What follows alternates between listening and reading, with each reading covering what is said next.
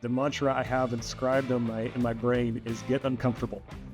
Get uncomfortable and do hard things out in nature, and it's amazing what it does to build your psyche and to build your family.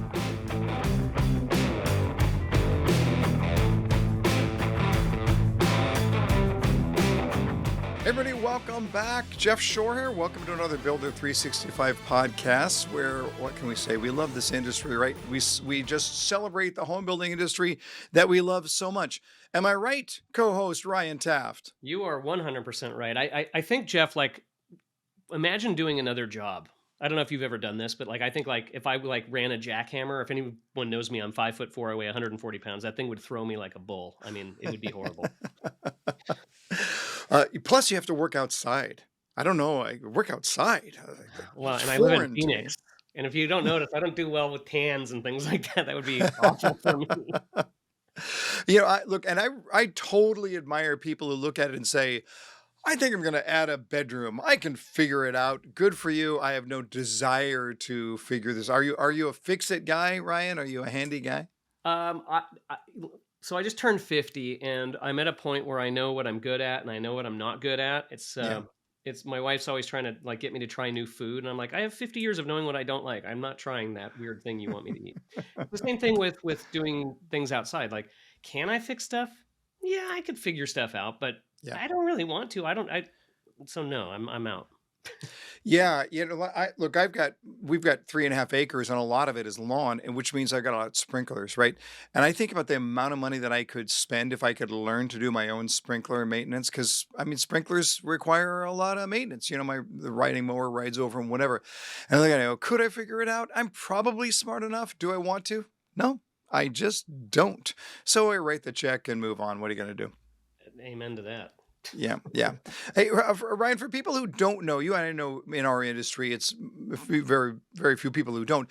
Just tell us real quick how you got started in the real estate business. So it was sort of an accident, really. So I was actually in telemarketing, and so anyone who's ever done telemarketing, man, you learn how to take it in the teeth. But I was looking for a change. My father had done some resale. My aunt was a number one salesperson at King Realty in Sherman Oaks, California. My uncle was an architect. My brother was a permit processor. So I feel like it was sort of like predestined. But what had actually happened was I actually got fired from a job, right? And it was actually the best thing that ever happened to me. And when I came back, a friend of mine, Darby Totten, suggested you should get your real estate license. And the next thing I know, I'm sitting in an interview at KB Home in 2001. And for whatever reason, they're like, yeah, you don't know anything and you're young and, whatever. But they gave me a shot and the rest is history. I love it. I love it. And one of your claim to fame is that you do a mean Keanu Reeves impersonation. Give us one Keanu Reeves, please. Well, I have to give you two because there's every movie, which is whoa, like that's every movie. Yeah. Right. But then there's like the legit one, which is, by the way, this is a spoiler alert from like the 80s, right? Point Break. It's the final scene in the movie, and it's where he's talking to Patrick, what's his name? What's the actor? Swayze. Swayze? Yeah, that guy. And he's like, "It's over, Bodie. People trusted you, and they died." Huh? I can hear that absolute voice in Bill and Ted's. I love it. And by the way, your other claim to fame, Nolan, put the picture up on the screen if you would please of Ryan's previous endeavor there. There you go.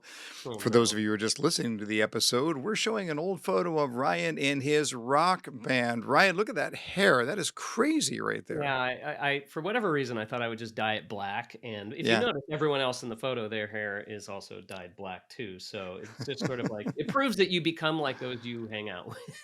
Absolutely. Well, I want to remind you that the Builder 365 podcast is powered by Open Door for Builders. Easy sales, smooth moves. With an Open Door cash offer, builders can give their customers a simple and certain selling solution so they can get into their new home with speed and ease. Customers can close in as little as 14 days and move on their schedule. So no stress, no hassle.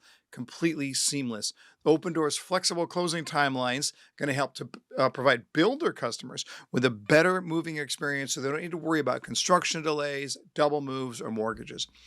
Gone are the days of stagings, showings, making repairs. Open Door will do the hard work so your customers can sell quickly. You can create your own personal link through Open Door, which your customers can use to get a free offer. Once they decide to sell to Open Door, you can track the progress of their home sale while helping them get into their newly built home on their ideal timeline. Get started today at opendoor.com/builder365. All right, Ryan, you work with some of the biggest builders all around North America. And so I want to test your knowledge on this a little bit. I got my hands on a copy of the Builder 100 local leaders report, and that shows the biggest markets in the United States by unit count. So let's see how you do here. Let's see if we can figure out the top 5 markets in the United States, the largest markets in the United States by unit count. You want to take a swing at it, Ryan? Sure. Let's go with Dallas. As you have, number 1 is Dallas. That is correct. Okay. Gosh, you would think of places like New York and things like that, but I'm thinking like, it's too commercial. So maybe we go with Southern California. Southern California, Riverside, San Bernardino, or Ontario, those 3 counties together, number 9 on the list. Number 9. Okay. Yeah. Well, I then want to say Northern California, and then I want to say somewhere in Florida, like Orlando. Let's see. Where is Orlando Is on the Boise list? on the list? I feel like Boise's growing a lot. No. Boise is growing a lot, but It's not by on the- it's sheer not on top. volume. Yeah. Gosh. If you were to ask me who the top builders are, probably have a better idea. But yeah, I'm going I for will the tell more you this: popular areas. 3 of the largest markets are in the same state. 3 of the largest markets are in the same state. Yeah, Hmm. and it's not Florida, It's not Florida, and it's not California. and it's not California. Huh. Okay. Is it like, can't be like Connecticut or something? No. I'm way off. What is it? Well, you already got one of the 3. Is it Texas? It's got to be Texas. Yes. 3 of Yeah. the markets are in Texas. I kind of 3 of the forgot about top Texas 5. just for a quick second. Sorry, Texas. That's all right. So yeah, this is how big Texas is. You've got number 1 is Dallas. Number 2 is Houston. And this is by the way, this is by market share, not by unit count. This is by market share. Okay. So number 1 is Dallas. Number 2 is Houston. Number 4, Austin. Mhm. And number 6 is San Antonio. So there you Really? go. San 4 of the Antonio top to the 6. Now, Wow. what we haven't gotten is the 3rd largest market by market share in the country. And I'll give you a hint, Ryan. You really should know this. Is it Arizona? It is Phoenix. It's the greater Phoenix market. That is correct. Yeah, You know there what's you weird go. about that? Like, I live in Phoenix, but I'm never here. It's a fair point, and I'm right with you on that one. I understand. We don't know our own markets necessarily all that well, so that's I interesting. probably know the It- Dallas market better than the Phoenix market, to be honest. yeah, right. It's interesting to note that of the top 50 markets by size in the United States, 5 of those markets were absolutely dominated by big builders. And when I say dominated, I mean that 90% or more of the sales are from the top 10 builders in the country. Those markets that are totally dominated by big builders, San Diego, 95% of the market is big builders. Cincinnati, 92%. Miami, Fort Lauderdale, 90%. Las Vegas, 90%. And Jacksonville, 90%. So if you're a big builder, those are the markets you want to be in. On the other side of that, there are only 3 markets where the top 10 builders build less than 50% of the market. So the markets that are most locally dominated, that would be Kansas City. 36% are big builders. The rest are not. St. Louis at 42%, and then the Newark, and Jersey City markets at 47.8%. So there you go. Interesting stats just in regards to the market and what the big builders are up to. Well, there you have it. And with all that said, let's go over to Boise, Idaho. As you mentioned it earlier, Ryan, ranked number 31 by size on the Builder Local Leaders readers list. But today we're going to talk to the president of Hubble Homes, Brian Cutting. It's interesting to know that Brian is from my neck of the woods. He was running the Sacramento, California division for Woodside Homes before moving to Idaho. It's very normal, by the way. People sell their expensive home in the San Francisco Bay Area and they move to Sacramento. Where do people from Phoenix move to there, Ryan? Do people move out of Phoenix? I don't. It feels like everyone stays. Well, people move from the San Francisco Bay Area, they move to Sacramento. Then when they leave Sacramento, where do they go? The number one target market for us? Boise. That's the pattern. So Yeah. we'll talk about Brian's home building career, but I'm really excited to speak with him also about his partnership with St. Jude's Children's Research Hospital. Here you go, Brian Cutting. Brian Cutting, welcome to the Builder365 podcast. How are things up in Boise, sir? Welcome, Mr. Shore. Doing fantastic here in Boise. Thank you. Good, good, good. You know, it's kind of funny. Boise's an interesting place. 20 years ago, people had never heard of it, right? And now suddenly it's the place to be. Tell us what we need to know about Boise.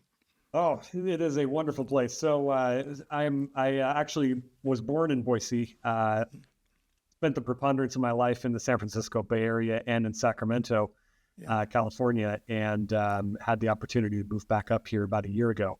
And lifestyle is a little bit different. Cost of living is a little bit different. The climate's a little bit different. I think depending on where you are on the spectrum, many would say it's much for the better. Government regulations a lot looser here, and family values are much stronger. So it's a delightful place to live. We've got 5 children, and we are fully dug in and enjoying every minute of it. That's fantastic. And it's interesting that you mentioned that your Bay Area, Greater Sacramento area, and now Boise, because for those of you who are watching and you're not aware of this, people take a ride on the appreciation train in the Bay Area, and then they cash out and they move to Sacramento, and the people who sell their home in Sacramento will move to Boise. So That's true. at one point, I know we were the number one, because I'm in the Greater Sacramento area as well. I think we were the number one feeder market into Boise. So is that still happening? Are you still seeing a lot of that trend? That is still happening. I learned last week I am called a cow. California, Oregon, Washington. There is a migration from the 3 coastal states into the Boise market. Got it. Just like up here, I'm in the Sierra Nevada foothills. We used to call y'all flatlanders if you were down in the rest of the area. But tell us a little bit about your background and a little bit about your real estate journey there, Brian. Yeah, so I got into home building in 2006, which anybody who remembers 2006 is a fantastic time to get into the business. And I fully take full responsibility for the crashing of the industry. Thank you so much. Thank you. That was my fault. So I actually came into the industry in 2006, working for Woodside Homes, doing land entitlement work, and then later moving into land acquisition and then to division leadership. So it's been a wild ride. I've 2006, 2007, 2008, I think we were all doing a little bit of everything. Didn't matter what your title was. You were probably working somewhere in the business to try to keep things afloat. Absolutely. Go back a little bit to that transition. You were in the land acquisition area. At some point, you got that taste in your mouth. I want to be a division president. It's interesting that if for so many of us in the industry, we think, well, that's just kind of where the natural path is going to be. I thought I wanted to be a division president. In retrospect, it's probably a good thing that I wasn't. I'm just a little too lopsided. I'm really good at what I'm good at. I'm pretty weak at what I'm weak at. But as you were in that mindset, in that thinking, how does one know, if they're being honest, if they're being self-reflective and honest, how does one know that they've got the chops to be a division president? It's Jeff, great question. And I think it's a very interesting role. I mean, at the end of the day, we all think we know what the next role is. It doesn't matter where you are in whatever enterprise. You think you know what your next promotion is, and you think you know what that person does until you are promoted into that role and you find out, I don't know what's happening here, right? So we grow, we promote, we learn, we grow, we promote, we learn. That cycle continues. And I think what I have found in my experience is when you're working as a purchasing manager or a VP of ops or a VP of land acquisition, whatever your role is, you're very immersed in the tactical work of that role. of, hey, I'm out there chasing an entitlement, I'm out there chasing a lot line adjustment, I'm out there chasing tactical things. And at some point you elevate into a position where the tactical things go away and the focus is more on people and building people and encouraging people and building teams and driving teams and working on the performance of the people around you, as opposed to tactical things that we need to get done. The things still need to get done, and I'm still very focused on the things, but I think I'm much more focused today on the people and driving people to perform as opposed to things to get done. Yeah, I think when we're in our area of specialty, we ask ourselves the question, how do I do this best? When we're in that elevated role, that's the question moves from how to who, because I think that I have been around a lot of division presidents in my day, and I think that is the curse of some who are elevated to that position that say, well, now I must be an expert because I'm a division president, and probably not the case. Well, I've also heard the idea that if you are a division president, it is the toughest job in the industry and the most enjoyable job industry simultaneously. Do you concur with that? I think you're not wrong. I think it is the toughest job in that, again, if you're working as a land acquisition professional, you're very focused on a very narrow scope of work of, getting this project through, getting these 6 projects through, whatever it is. And as you move up in the enterprise, you're worried about more and more things. Your scope expands dramatically. And so it's not just a matter of coming into the office and, hey, where is project X? It's where is project A, B, C, D, E, F, G, all in very different places. And where are my people, and are the teams performing as I need them to perform to the result that I need? All right. Having said that, going back to land acquisition, does your hand still shake a little bit when you have to sign a letter of intent for $30 million? Negative. Lynn, I have long joked, all land deals are good deals, and I still stand by that. Love it. Love it. Love it. Let me give you 3 challenges that our industry is facing right now. You could tell me which you think is the biggest struggle. They're all significant, but you can tell me what you think is the biggest struggle. Housing affordability, land availability, labor shortages, and finding good people. So housing affordability, land availability, labor shortages, and finding good people. I'm going to say they're all very tightly connected, and ultimately it all results in the affordability of the home. And where I go with that is, I think if you roll the clock back to 2006, you had a very strong pipeline. Every builder, every developer had a very strong pipeline of land that was available the next 1 year, 2 years, 5 years, 10 years, 30 years. There were some long pipelines out there. With the downturn in the market, a lot of home builders reevaluated how they wanted to look at land acquisition and said, hey, this speculative stuff that's 10 years down the road, we don't want to deal with that anymore. We, our bank covenants or whatever our business plan is prohibits us from doing that. And so a lot of builders have turned to a shorter term attention span of handing land for the next 1 to 5 years, but not the longer term. And so the number of enterprises out there that are working on these longer term assets, I believe, has shrunk. I may be wrong, but I get the impression that longer term, the 20, 30-year outlook, that attention span has shrunk, which is impacting us as far as land availability goes. So you're moving to, the Japanese production model, just-in-time delivery on land, which can provide, which results in some instability in our land pipeline, if you will, across the industry. So that's one thing. As to the labor availability, I would die and go to heaven if I could import more laborers to the Boise market. And I think the same is true in Sacramento. We would die and go to heaven if we could get another 1,000 laborers in the Sacramento market to bolster our ability to produce the housing that is required by the market. But we can only produce so much based on the resources we have available to us, which you take the land, government regulations and fees that we have to pay, coupled with limited resources, and economics 101 comes into play, and housing costs are going to rise. Yeah. It's so frustrating because I do a lot of work with, and you may be familiar with the gathering and up in Placer County. It's a public-private coalition to try and get people into permanent housing, not just give them a cot and a meal, but to get them into permanent housing.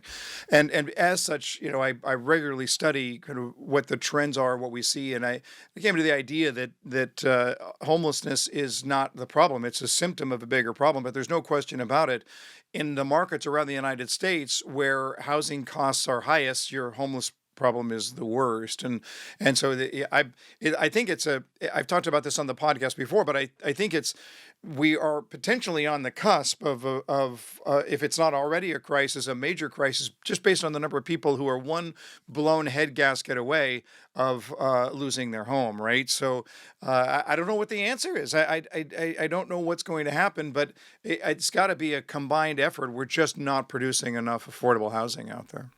And I agree, Jeff. I think it's a complicated issue. Is government going to fix it? No. Is private Yeah. enterprise going to fix it? No. Are individuals going to fix it? No. It needs to be a partnership of all parties.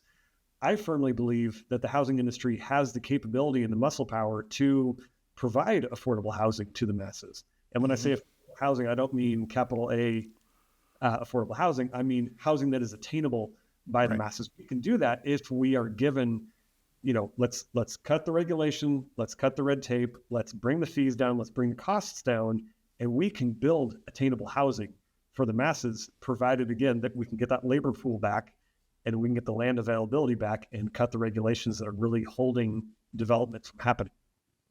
So, and I'm guessing I'm a younger baby boomer. I'm guessing you're an older Gen Xer. Us baby boomers, we love to brag about our square footage, right? That was our thing, right? And then we were the king of the McMansion, back in the 80s. Do you see a trend where homes are just going to get smaller and smaller, and we're going to have to get even more creative in the way that we design the homes in order to be able to attack the attainability issue? I believe so. I think what you're seeing in a number of things, you're seeing lot sizes are reducing, generally speaking. You've seen it in your market for sure. As the lot size reduces, we can fit more homes on a 100-acre parcel, right? Right. And that is a result of a number of things of, as land development costs are increasing, land entitlement costs are increasing, regulation is requiring, less greenfield. It used to be you went out to the edge of town and you have a 1/4-acre lot. Regulation has really cut that from happening anymore. And so now it's smaller lots packed together. And so with that smaller lot, your abilities to build that 3,500 square foot McMansion are dwindling. So Right. those homes are Right. definitely still available. But as the lot size shrinks, the home size shrinks. And again, back to the affordability and the attainability question, I don't think it's a bad thing. I think a lot of folks are right sizing to their budget into a house that makes sense for them. Do you need a 4-bedroom, 3-bath home at your point in life, Jeff? I don't know your home situation, but I'm going to guess probably not. Mhm. And so, we're seeing people buy the right house for their correct stage in life, as opposed to I'm buying one house and I'm staying in this house for 30 years. We know that's not going to Right. Yeah. But the flexibility in the home, I think, is going to be more and more crucial as we get into, modular furniture and even movable walls or whatever it's going to take to be able to do that. When you were up here in the Greater Sacramento area, at one point you were the chairman of the chairman of the board of the North State Building Industry Association. Let's talk a little bit about time management and how you approach time management as a very busy executive. You're trying to run Hubble Homes, Woodside Homes up in Boise. You've got 5 kids, so you've got a life over there. You want to be able to enjoy things besides work, and now then you're involved in industry associations. How do you figure out what you're going to say yes to and what you're going to say no to? Jeff, great question. And my wife asks the same question on a regular basis. What are you doing? Okay, so there's a reason why I'm asking there. Give me some advice here, Brian. Yeah, no, there are definitely limits. And as we have talked about in our home, there's trade-offs, right? Where is your time best spent? And working with the Building Industry Association there in Sacramento was an absolute delight. Working with Mike Stretch and Angela and with the rest of the board was really a highlight of my career there. And I felt that was how would you put it? I would say that that was really a highlight of my career in Sacramento, in that that gave me an opportunity to be very entwined with what's happening.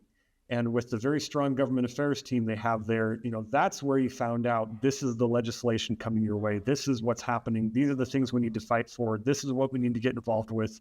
You need to write a letter. You need to go to an event.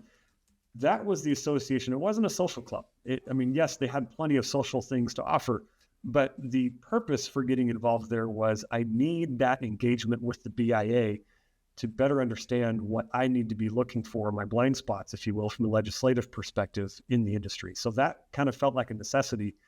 And to get involved in that industry and to participate in the programs that they have, working with the up and coming generation, getting them trained and developed and integrated into the industry, that brought a great deal of satisfaction. So I can see that. That was fantastic.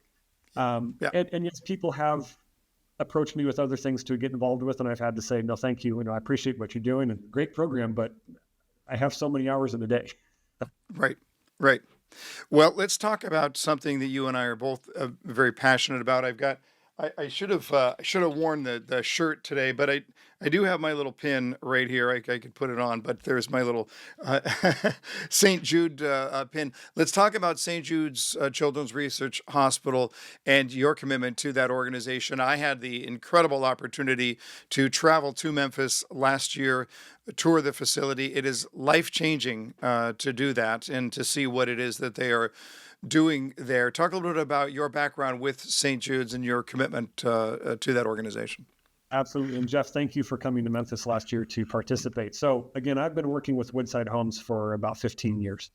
And in 2019, my boss came to me and he says, we have a dream home that we're going to build and you're going to build it.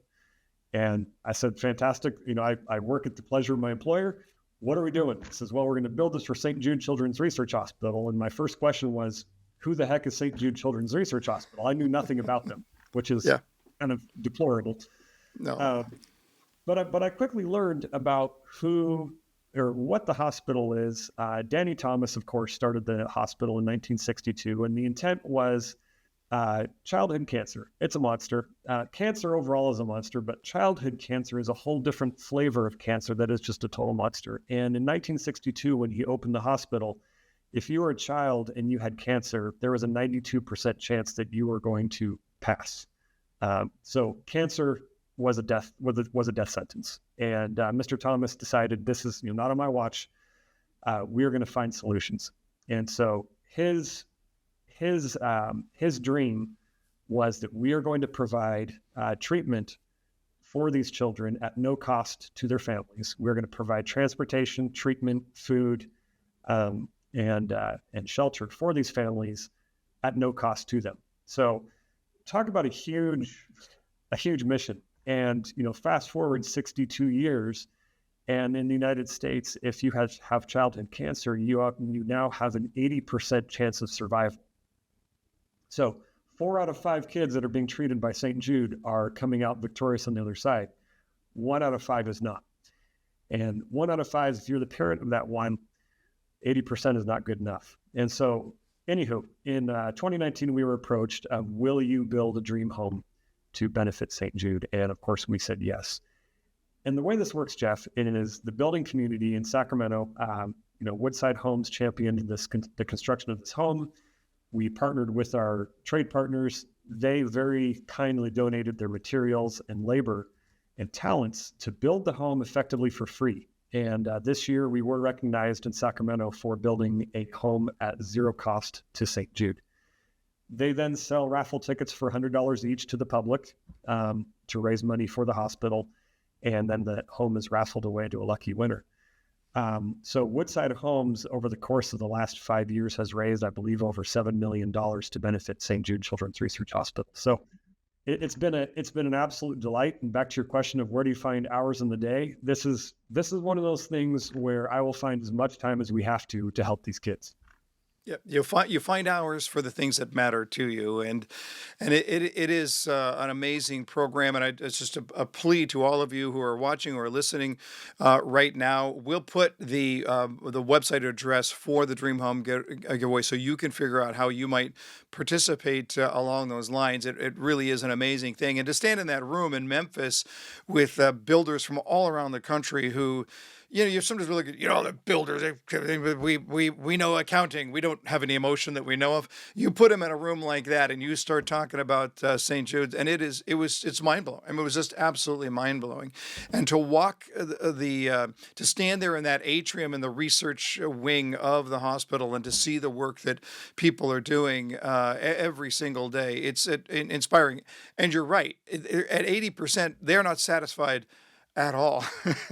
There's a lot of work to be done. The other thing that I thought was incredibly inspiring was to recognize that in most, especially in underdeveloped countries, that childhood survival rate is still less than 20%. And now here is St. Jude saying, let's show you how you can do this, how we've got the technology, we've got the research, we've got the answers. We just need to figure out how to get the facilities. And so this is becoming an international movement, and I'm not sure that there could be a better cause. So it's really, really cool. Now, I know it's not. There are state regulations that don't allow it every state. Can you do it in Idaho? Yes. In fact, Oh, cool. the builder, Berkeley Homes built the Dream Home. They've been building it for many years here in Idaho, and this year I believe they raised, I want to say, $3.4 million with their build just this year. Yeah. And Jeff, it shouldn't, for the audience's benefit, it should be noted. St. Jude partners with builders, I believe, in 45 markets around the country every year to build these homes, raising millions of dollars. But this effort to help children around the world is a multi-billion-dollar approach to solving this. As you said, unfortunately, the biggest question in will children survive cancer, the biggest question or the contributing factor is, well, where in the world do you live? If you live here in the United States, life is looking pretty good. Otherwise, Yeah. not so great. Yeah. Yeah. Love it. And thank you for your commitment there. We are thrilled to partner with St. Jude, as are you. And there's work still to be done, but thrilled to be a part of it. Let's just spend the last couple of minutes getting to know you a little bit deeper. What do you like to do when you're not working? I know you have 5 kids. Are they still at home? What's the story there? Yes, we have quite the crew. We are a senior in high school down to first grade. So Oh my! So you've got your hands full as far as that goes. Yeah. yeah, Yeah. we are a big outdoors family. I love hiking, mountain climbing, alpine climbing, rock climbing. Uh, the I think I'm probably happiest when I'm outside and in a place where cell phones don't work. And I don't know if you can see on my whiteboard back here, the mantra I have inscribed on in my brain is get uncomfortable. I get uncomfortable and do hard things out in nature, and it's amazing what it does to build your psyche and to build your family. Love it. Love it. The best lessons are oftentimes just on the other side of that discomfort, and we won't lean into it enough to find those lessons. But when we do, life changing for sure. All right, before you go, we're going to put you on the hot seat. A few rapid fire questions, rapid fire answers. You ready? Let's go. Here we go. The artist or band you listened to most in high school? Ooh, Duran Duran. Got it. The most beautiful place you've ever stood? The fiery furnace in Arches National Park. Nice. A book you read a long time ago that had a lasting impact? Oh gosh. I don't know if I have an answer to that question. You can go with green eggs and ham. It's fine. We're loose over here. All right, fair enough. See, Your favorite concert? actually, going back to that one. Sure. So the book that has had the most impact is The Great Game of Business by Jack Stack. Ah, very cool. Good. All right. Favorite concert you ever attended? Santana. Love it. And your very first celebrity crush? Oh, I think I can say with a straight face, I have never had a celebrity crush. Good, good on you. Good on you. That speaks well of your character there, sir. All right, you're off the hot seat. Brian, can't thank you enough. Congratulations on just what has really been an amazing career with lots of runway still in front of you, of course. And again, thank you so much for all you've done for the industry, and in particular for our friends over at St. Jude's. You are leaving a legacy. You're leaving your mark, not just on the industry, but on the planet. Good spending a few minutes with you. Jeff, always a pleasure. Thank you. Well, Ryan, I know that hits a special chord with you because you are a cancer survivor. There's sort of a brotherhood or sisterhood there, is there not? Yeah, when you talk about connecting with people, I've just noticed that when I share my story with folks around the country, there's always one person, at least, maybe more, but at least one who comes up and says, "Me too," and it's just like an instant connection. So yeah. Right. Yeah, absolutely. It's one of those things where I would rather not be a part of that particular Yeah, family, but yeah, we'll see yeah. how it It's goes. not Yeah. one people are standing in line, VIP status to get into for sure. But it does Right. happen. It Absolutely. happens Yeah. more often than we probably even recognize. Yeah. Yeah. Well, there you have it. Another episode of the Builder 365 podcast. Ryan, before we let you go, we had you do one of your impressions. You did Keanu Reeves, but can you do your other impersonation, please, of a baby on an airplane? Okay, so as I do this, the answer to any question anybody has as I do this is college. Okay, that's the answer to the question. All right, Okay. here we go.